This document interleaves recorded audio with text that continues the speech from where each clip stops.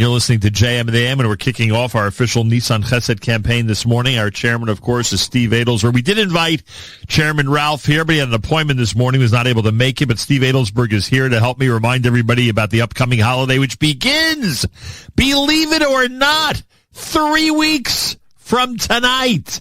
Steve Adelsberg, a pleasure to welcome you back to JM and the AM. Thank you. No timeouts left. Pesach is here. Unbelievable. 3 weeks from tonight. Close your eyes and it's gone. It's already the pre-Pesach rush. Let's do the sports first. We're very proud of Team Israel. They won a game yesterday, and I think this means in the World Baseball Classic, which I'm assuming you don't follow. You're not into the World Baseball Classic. Not the really. only event you're not into. Everything else you're into. Yeah. Anyway, it seems that they qualify now for the next one because of how well they did in this one. That's their reward. They're not going anywhere. They're not going to the quarterfinals or anything, but they get to come back to the World Baseball Classic. So there you go. That's good, except, I remember we were playing up in Sacker Lake, and someone said, I could play baseball. He's from Israel. I go, yeah, good. Why don't you play right field? Where's right field again? Yeah, but you know that these guys are not really from Israel. You know that. This is true. I'll never forget, I once threw out the first pitch at a Team Israel game in Brooklyn. And you know how it is. After you throw out the first pitch, you go say hello to the catcher, and they take a picture and the whole thing. So I said to the catcher, what city are you from? Thank God I didn't ask him in Hebrew. So what city are you from? Boulder, Colorado. What? I thought you were playing for Team Israel. All right, so that's number one. Number two is congratulations to the Yeshiva University men's basketball team, the Maccabees. They're going to be in Atlanta this Friday afternoon at 1 p.m. in the Sweet 16 for the first time ever of the NCAA Division III. I assume you and I will both be in Atlanta this Friday. Am I right about that? Oh, we could go. We definitely could go. Why don't we tell you the Sweet 16? I don't know. You start getting into Sweet 16s, and next thing you know, you have mixed dancing. You gotta wonder about this. I think you're mixing up the Sweet 16 reference, Steve. Oh, this is the sports Sweet 16. Oh, never mind. That you hope St. John's goes to, like that type of thing. You're rooting for them in the NCAAs. Always did. All right, Luke so there you go. But in Division III, you have one team that you root for. Listen, Yeshiva University's I am the Maccabees. one thing. Zevi Samet. I have a good friend, Don Walker. This is his nephew. Oh, really? Yeah, right. And I have to tell you, Don, you didn't teach him to shoot that jump shot in the MTA gym. That I can tell you. He put in a lot of work, this kid, huh? He looks like a really mensch. He looks like a mensch. Yeah, he acts like a mensch. And you got to say to yourself, how does that yarmulke stay on so well? What's the answer? You have any insight to that? I think that's the Ata D'Shmaya. Oh, that's what it is? Yeah.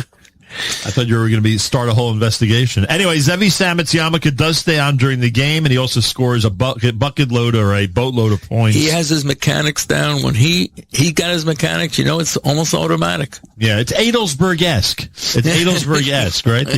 His mechanics and his skills. Would you say? Well, I made my living in the paint. And he's shooting from the outside. Sometimes a little too outside, frankly. You see some of those shots? 30-footers? Unbelievable. So this Friday, good luck to YU. They're down in Atlanta. Kudos to those who really are traveling down there to spend Shabbos in Atlanta. That's pretty cool. By the way, I don't know if you even know this. There's only one game in Atlanta. The way the Sweet 16 works in Division III, the next two rounds, right, meaning the Elite Eight and the Final Four, right, are in a city in Indiana, and then the final is in another city in Indiana. So this is the only game in Atlanta. They're going down. No matter, they're going to start Shabbos either winners or losers down in Atlanta, Georgia. That's what we did 2 years ago out in Jersey. The game was also Friday afternoon. Right, but that was the first round, wasn't it? It probably was the first round. Yeah, but we couldn't get back. Right, we stayed for Shabbos. I did that with the team in York, Pennsylvania, in the Simcha Halpert, Donnie Katz era of YU basketball. I think it was 2019 or something. Anyway, that's the sports segment of our conversation. This is. And now that that's over, we can move on to the really important stuff, because today, something we do in memory of Yankie Meyer. Yankie Meyer, of course, was the founder of Misaskim, a tremendous Baal Chesed, somebody you can call day or night, 24 hours a day, 7 days a week, and he was there for the community. He was there for anything and everything. Well connected in the most friendly of fashions with the police department and with all the emergency services. All he was complete chesed. So we've named or I should say we've honored we've honored his memory by naming our Chesed campaign in his memory. And the Nisan Chesed campaign every year before Pesach, now that there's 3 weeks left of the holidays, basically a reminder for me, and in this case Steve as well, to remind everybody out there that there are small and big things one can do to help somebody pre-Pesach. In fact, I mentioned Ralph, who's not here this morning, and we miss him. But his favorite thing of all the list of chasadim that we go through, and we go through a whole bunch always before Pesach, his favorite thing is one that I mentioned, and he went ahead and carried it out. Providing pizza dinner or any type of dinner for a family before Pesach where the parents are busy and trying to get things going and switch over to Pesach, and there are many kids in the house, and it's a very difficult thing to navigate to serve a regular dinner. In this case, it would be Sunday night, Monday night, and Tuesday night because the Seder is Wednesday night. So those 3 nights are a challenge for a lot of families. So he picked a couple of families, and he went ahead and called up the local pizzeria, and he had them send over dinner to ease the burden on the parents. And that's just a small chesed that goes a long way. It goes a long way financially, and it goes a long way just in terms of helping people. So those are the types of things that we like to emphasize before the big holiday. It's not like so much Rabbi Friend from Meyer Yisro once said it, very powerful words. Don't do something better. Do something different. Nice. I like that. And this is different. This is different. I like the people who walk into the local dry cleaner and pick up someone's bill. They say, tell me what this person owes, and we're going to cover that, which is really cool. I like when people go out of their way to just leave bottles of wine hanging on the door of neighbors because they want to just let people know. Most of your listeners probably saw this, but there was an American walking around Yerushalayim taking the parking tickets off cars. Ah, nice. And paying them? And he said, this is what I could do. At least I could do. Nice. How long ago does that go back? No, this is this last couple of weeks ago. Really? I saw How did I miss that? This guy had a pile of parking tickets. He was going to take them. He was going to pay them. A takeoff on the old story when people used to walk by expired meters and put coins in for people. But this is much bigger. What we used to do is that we used to pay for the toll for the guy behind us. Right. And then the guy would try, who paid my toll? Correct. The guy would try to catch up to you. Thank you. We go, who are you? Anything to cause bedlam and chaos. So anything at all. I like the idea of again leaving wine for people. I like the idea if you know somebody who's single in your neighborhood who's going to have the Yantif's a long afternoon. We changed the clock. This Shabbos, Shabbos is not going to be out for a while. So if you know somebody in your neighborhood who's unfortunately alone, in addition to inviting them for meals, etc., you may want to buy for them a book or if a single mom out there who has kids in the house, you may want to leave a game for Yontif that you buy for them and their family. These are small things that make such a big difference as we've determined and as we've discussed over the years. And obviously, if you're able to give somebody a gift card from a local supermarket, or if you're able to pay somebody's grocery bill, that really goes a long way. And we're not at all avoiding the other obligations we have, the actual Mos Chitim obligations of providing money for matzah and wine for the upcoming holidays. So the list is voluminous, is a long list of things that people could do. And what do we suggest when someone has one of these nice things done for them, right? The bottle of wine, the dry cleaning, the pizza, etc. They should figure out a way, not necessarily at a large cost, to do something for someone else. Just pass it on. Correct. And just pass it on. It's like, all the things that we do, as a regular basis, you do them with a certain hislavus, with an enthusiasm. My father, Lover Shalom, would always say, if you're going to do someone a favor, do it with a smile. You're doing it already. And it comes off so much better. Listen, I have a good friend, as I always mention, my good friend Mike Penn across the street. He's the candy man in shul. But is he the candy man? He is the candy man. And he doesn't he rotates his stock. He checks. Do his grandkids get extra portions of that candy, or you haven't noticed? Well, that's a very, very good question, but they probably I want a full-blown investigation. I think they send the candy back, you know what I mean? They go, this is expired, But he goes through this is not the stuff we want. He goes through it now. He's pacing himself because he's got to get for Pesach. Right. This is a serious candy man. And he goes to, this is a serious candy man.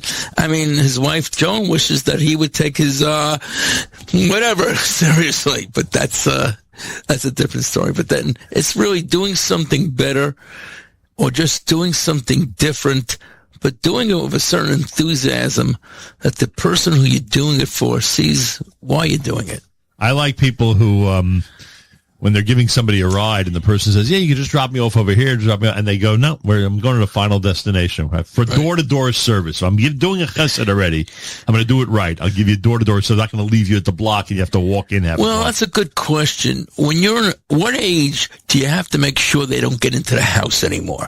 Over 18, over 21, or do you wait the whole time? I don't know. I'm telling you, I have an opinion on this where I will, I wait though. In other words, I'm doing door-to-door service, but I wait till I get into the house? Probably.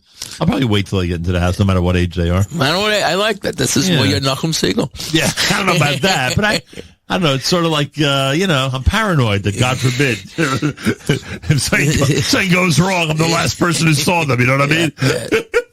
The cops are knocking on my door first. You know what I'm saying, Steve? I hear you. Anyway, Steve Adelsberg is here. We're reminding everybody about the Nisan Chesed campaign. NachumSegal.com/Chesed. Obviously, our friends at Chazak were on earlier. They're already on it. And anybody out there who we speak with, or whether it's Rabbi Kanelsky next week and others, Lior Teji, we hope to get on the air. These are all great causes. Rabbi Kanelsky's doing Starim for people who can't afford it. Lior Teji is collecting money in Yerushalayim for families that literally don't have what they need for Pesach. So these are the types of things that are going to be part of our Nisan Chesed campaign over the next couple of weeks, and there's 3 weeks to go before the Pesach Seder. And here's another one that you'll appreciate, and you and I have discussed this already in the past, but it's good to bring up again. There are a lot of families that cannot afford Chol HaMoed activities, especially if they have large families. Because a lot of stuff, not everything is as inexpensive as a Staten Island ferry, Mr. Adelsberg. That was a great date. To stay at Staten Island ferry? That was a great date. What'd you do for food on that date? Or you tried to minimize the budget on that one also?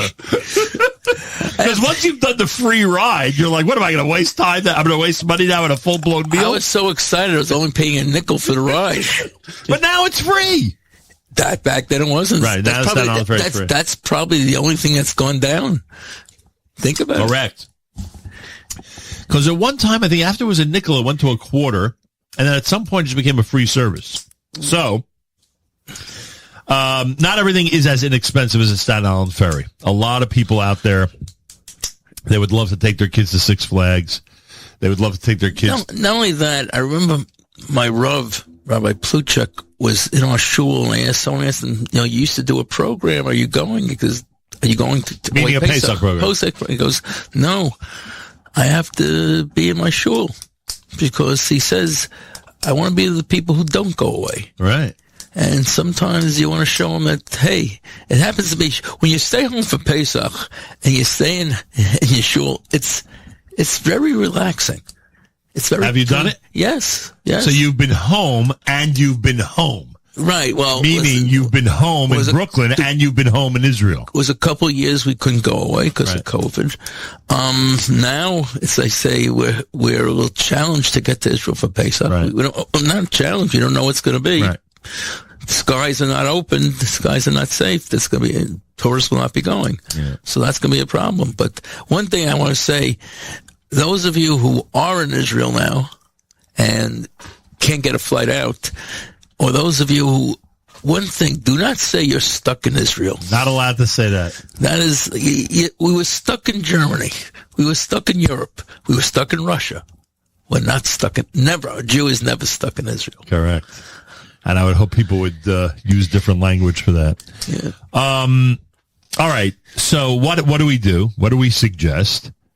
We suggest that anybody who can afford to purchase tickets to Six Flags, purchase spots at a bowling alley, purchase, gift cards to miniature golf places and other things that people like to do over Chol HaMoed, especially if you know that your neighbor is not going to be able to afford a real activity for their kids. So that when their kids go back to school and the kids all ask, what'd you do over Chol HaMoed? They'll actually be able to answer that question, because, it's not like the old days where Cholamoid, you just, drifted around. And, we went to the Yankee opener. Yeah, well, but that costs money. Now it costs us 100%. Yeah, it costs money. But in my day, we used to drift around, like just play ball the entire Cholamoid, There was no pressure when you got back to school. Hey, what'd you do? Where'd you go? Etc. You didn't go away, Pesach? No. I mean, we did. We did, but very rarely. I'm talking 50 years ago, so I am dating myself. But in my childhood, maybe some people went to Grossingers. Right. That was Right. We did a local hotel a couple of times, and that was about it. The year of my sister's wedding, we got the chance. She got married in Israel. We got the chance to spend Pesach in Israel. This was right after. We make a habit of that, of doing Pesach and weddings together in Israel, as you remember. Yes. So, listen, a simcha in Eretz Yisrael, nothing better. I love playing softball. Having a softball game in Eretz Yisrael is even that much better. Where? Well, we used to get it up a little bit. Where? In Yerushalayim? Not in Yerushalayim, but remember, I mean, a local park. Yeah. What was the base? Whose jacket was first base? I need to know. I need to know the secret. Well, I used to have we had little brothers. We made them third base. That's how it works? Yeah. Oh, gosh. Remember improvising for bases? Boy, oh boy. Garbage can covers. I'm trying to think what else we used to use. Newspapers. Newspapers for a base. The base. Yeah. I'm trying to think what else we could find.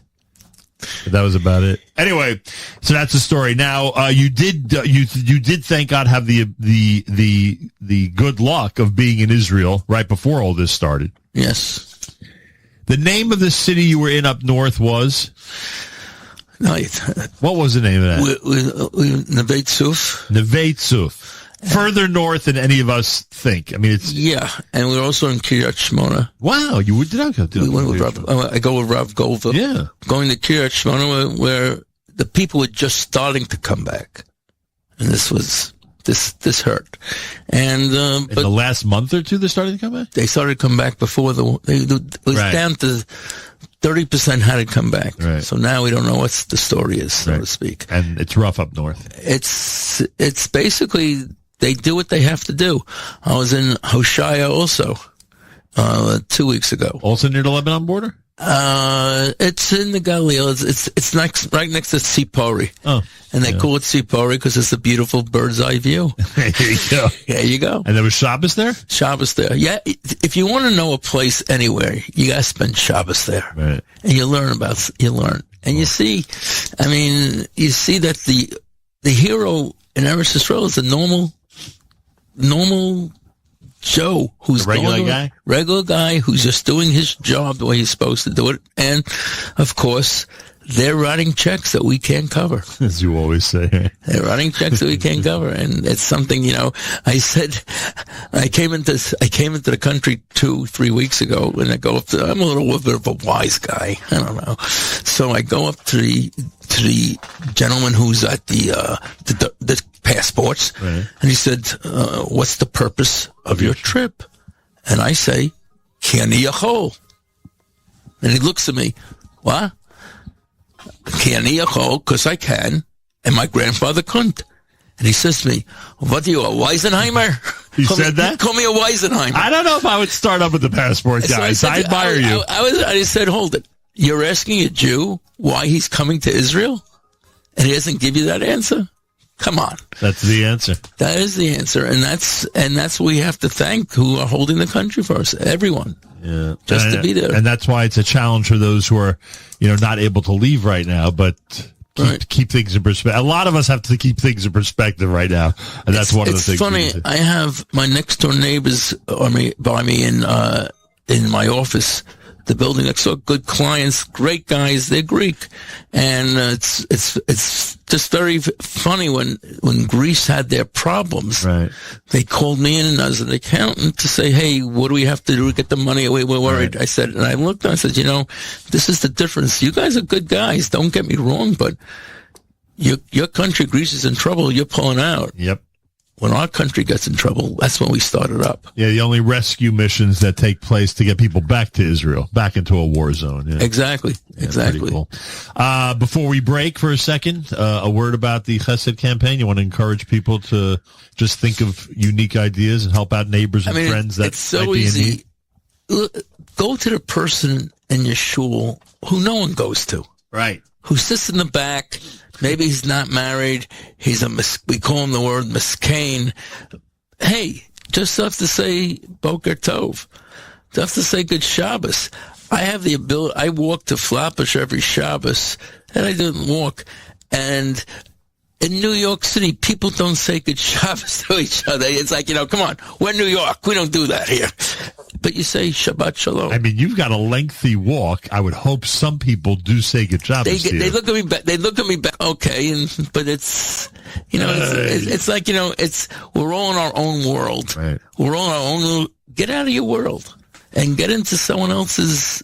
Not their space, but what they're going through. Yeah, understand their situation, and if there's something you could do about it, then do it. Yeah, it's simple as that. And it's so simple sometimes. Steve Adelsberg's here. We've kicked off our Nisan Chesed campaign simply with a reminder that people need to keep others in mind over the next 3 weeks because the Seder is 3 weeks from tonight. We'll take a break. Back with more coming up. You're listening to JM in the AM. Well, we've kicked off our Nisan Chesed campaign. NachumSegal.com/Chesed. Steve Adelsberg was kind enough to take from his schedule to be here for the kickoff, as is our tradition, with a very simple message, and that is to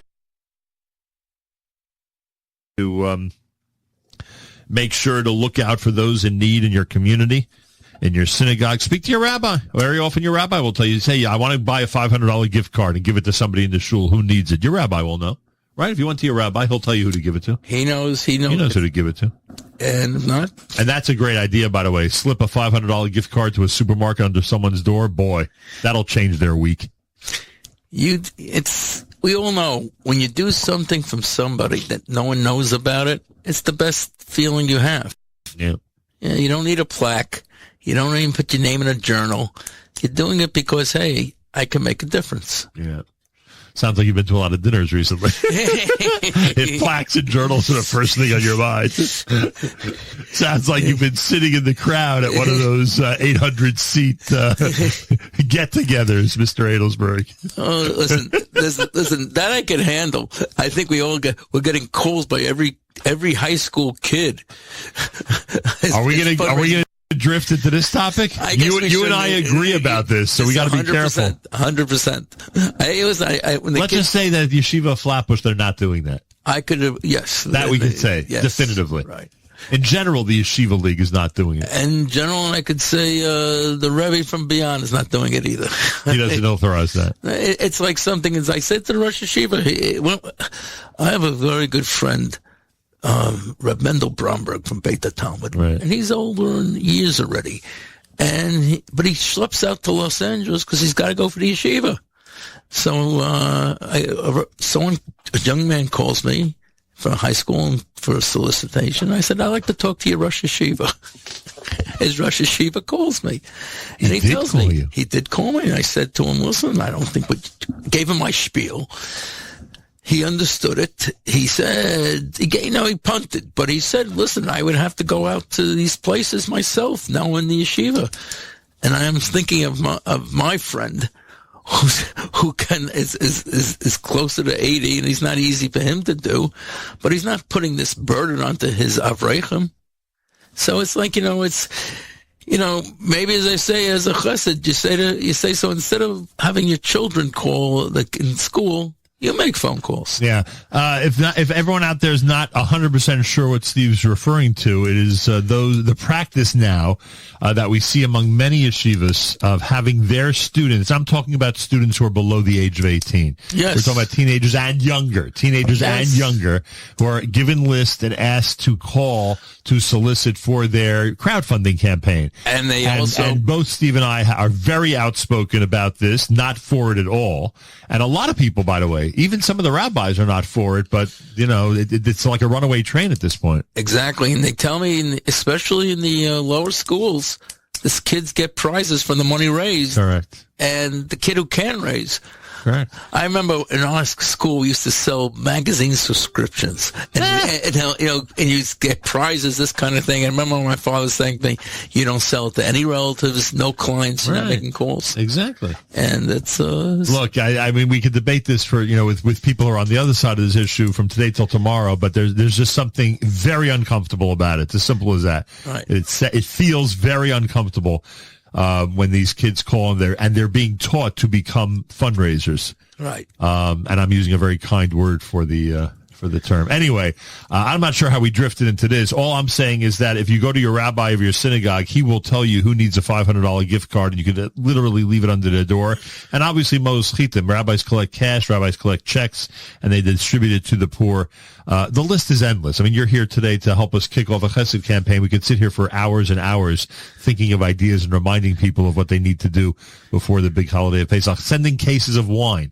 Inexpensive wine. Doesn't have to be expensive wine. But can you imagine someone get a box of 12 bottles of wine that someone may have paid, I don't know, 50, 60, 70 bucks for? I'm talking about on the low end, not fancy wine. You know what kind of difference that makes? That wine for the Seder is now taken care of? It's all about someone thought about me. Yeah. And that's great. Yeah. And you have that opportunity. 100%. And I just enjoy surprising people. Right.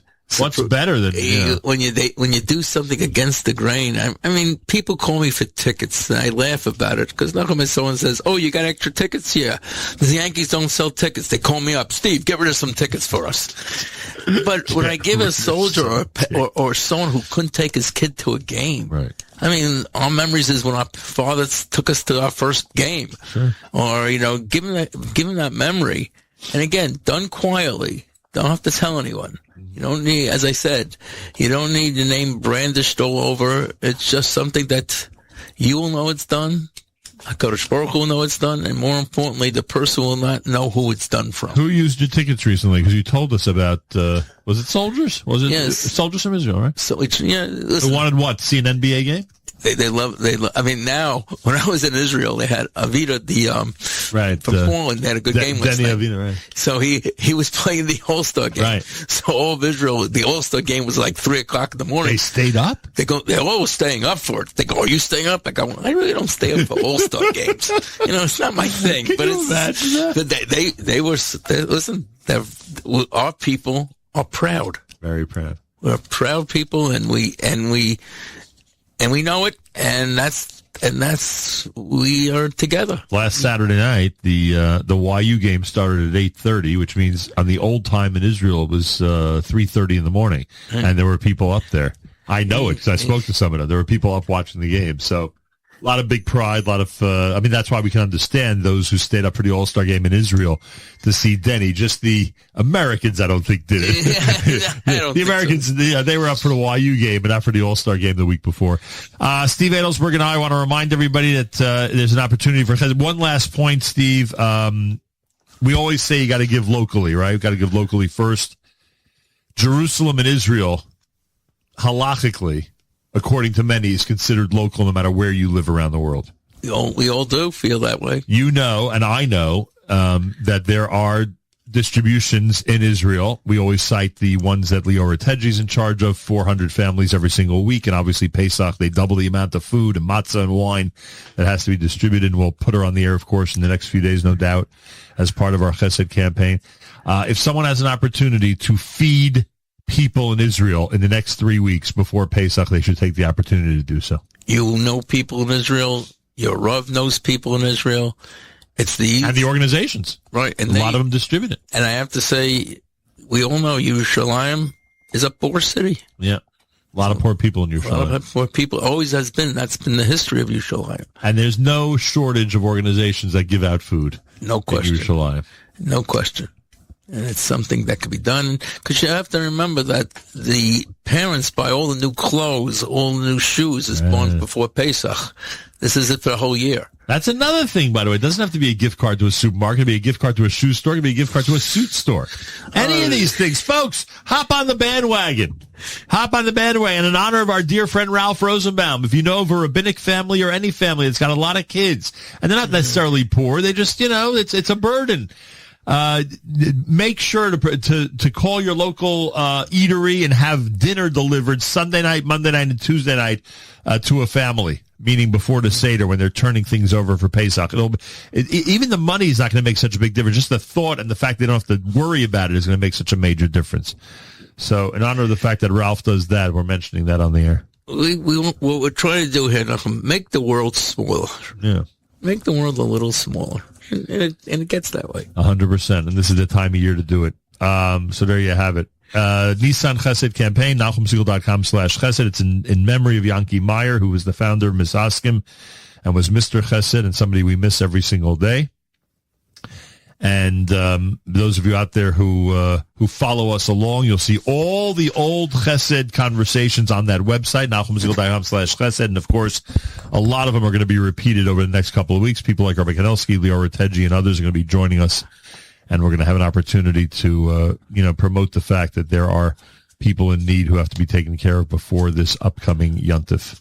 Simple as that. And I thank you, Mr. Adelsberg. I thank you. Thank you for being here and holding the banner up.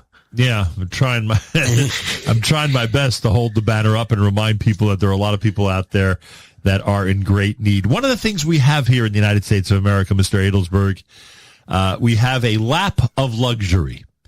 We have a lot of. I once walked into a very, very fancy Judaica store with someone in our community who I consider to be an academic philosopher, a real deep thinker. And we walk into the store, and you know what the current Judaica stores look like, right? Yes. The fancy ones. And I said to this person, I said, "What are your thoughts as you look at as you look around in this store?" And he pauses for a second, he looks at me, and he says, "The Jewish community has a lot of disposable income." And yes, we do. Yeah. Thank God, because most of the generations did not. No. Most of the generations did not.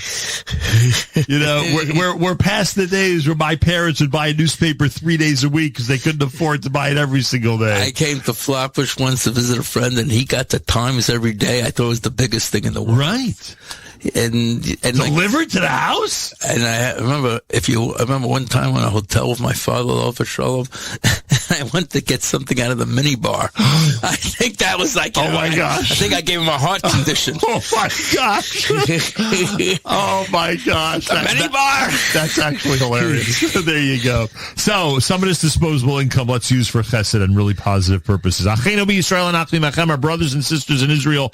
We are with you. It's your favorite America's one and only Jewish Moments in the Morning radio program, heard on listeners-sponsored digital radio. Around the world, the web at NachumSegal.com and the Nachum Segal Network, and of course, on the beloved NSN app.